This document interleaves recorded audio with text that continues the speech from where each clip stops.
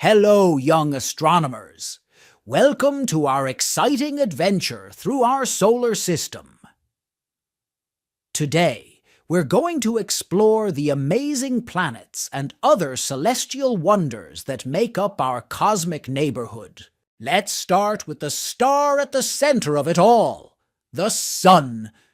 It's like a giant ball of hot, glowing gas that gives us light and warmth here on Earth. Mercury is the closest planet to the Sun. It's super hot on Mercury because it's so close to all that sunlight. Next up is Venus. It's known as Earth's sister planet because it's almost the same size. But watch out!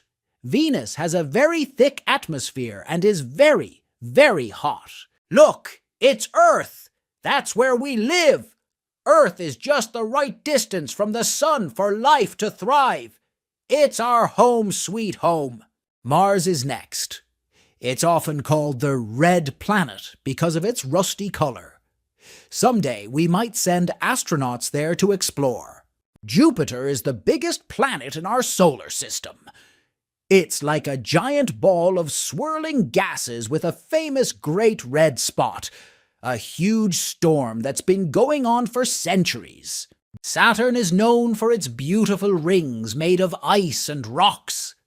It's like a cosmic jewel in the sky. Imagine floating among those rings. It would be amazing. Uranus is a very chilly planet with a funny tilt. It spins on its side, so its seasons are really strange compared to Earth's. Neptune is our last planet. It's a deep blue planet with icy winds that blow at incredible speeds. It's like a cold and stormy ocean in space. And let's not forget Pluto and other dwarf planets. They're smaller than the planets, but they still orbit the Sun. Wow, isn't our solar system amazing? Each planet is unique and has its own special features. And remember, there are many other objects like comets and asteroids out there too. Thanks for joining me on this journey through our solar system.